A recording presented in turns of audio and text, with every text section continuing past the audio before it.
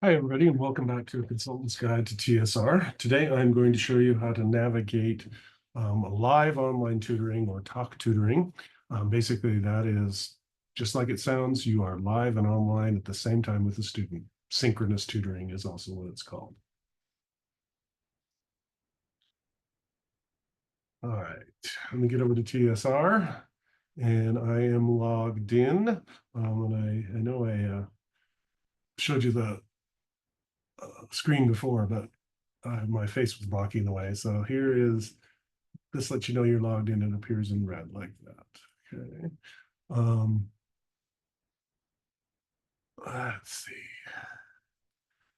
So with a live session, it's a lot like when you are meeting live or in person. The appointments are listed the same way on the system. If you look in your upcoming sessions list, here it is right there. This is a live session, and this is a live session with me um, for 1 a.m. on the 24th of September.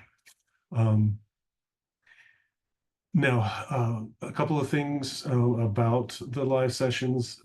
You can go into the report just like you would when you're working in person. You can look at the file, you can look at how they've described their sentence, their weaknesses, their strengths, that sort of thing. You can also, again, look at the file that they've uploaded.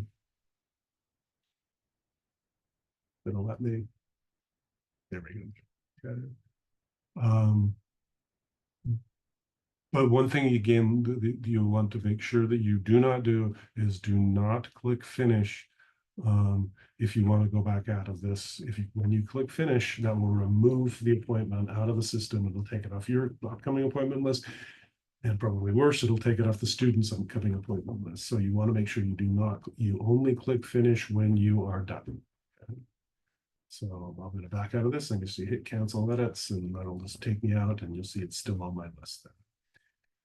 Now, when it comes time for your session, what you'll want to do is go into the talk page, and you simply go into the talk page by clicking on the talk button. Okay. Now you are live in the session. Oops, like right here.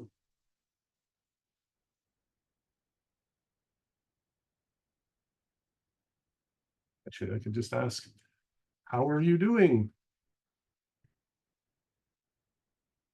this morning? It really is early in the morning.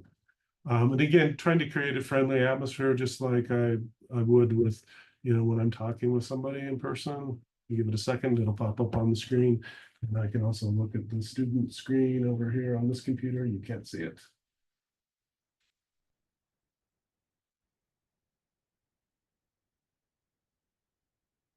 There it is, and I can say something hi.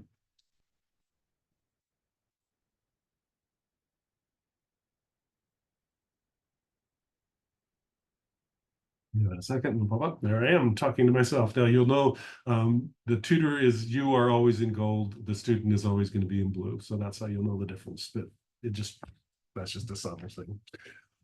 Now, one thing that I advocate that all tutors do is ask the student how they want to continue this.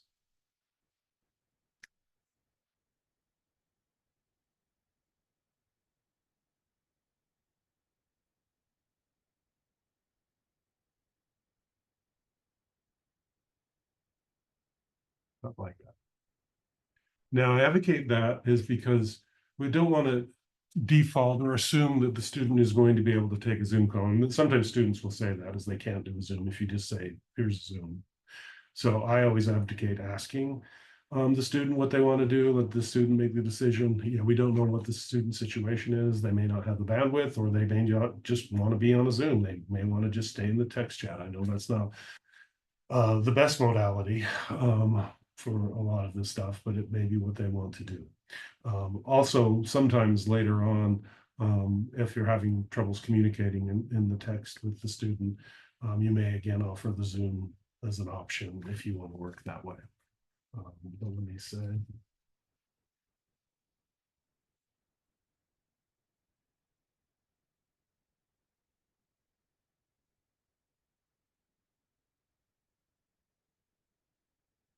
and if they say that, I'll just resume. Now, I might start it out with, I noticed your questions that you had or something like that, and start out the conversation now. Now, but if the student is willing to do a Zoom, you'll want to, well, I've already actually got Zoom open here. You can log into Zoom through the portal there.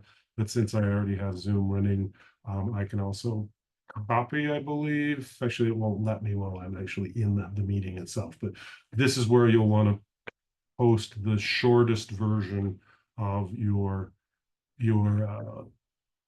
Zoom address as possible. So that's basically the URL and probably the key, the passcode to get in. Sometimes they put the passcode there. So give them the shortest version, but you can put that right in there. If you click on that little button, that will bring up the portal. That'll let you log in and that kind of stuff. Okay. And then you just stick in Zoom, and you can come back to TSR and finish up your report by going back out and then into the edit, and then you could write some summarizing comments to the students, and then also reflect and report. And then when you're done, make sure you put how much time you spent. You spent 30 minutes, and then you can click finish. Now watch what happens when I click finish. It is gone. It no longer exists. That appointment for tomorrow no longer exists. And I won't even be able to see it on my past sessions yet because it's not in the past. It's still in the future. So that's the main reason you do not click finish. If you ever do click finish on an appointment, contact me as soon as possible. All right, that wraps it up. We'll see you online.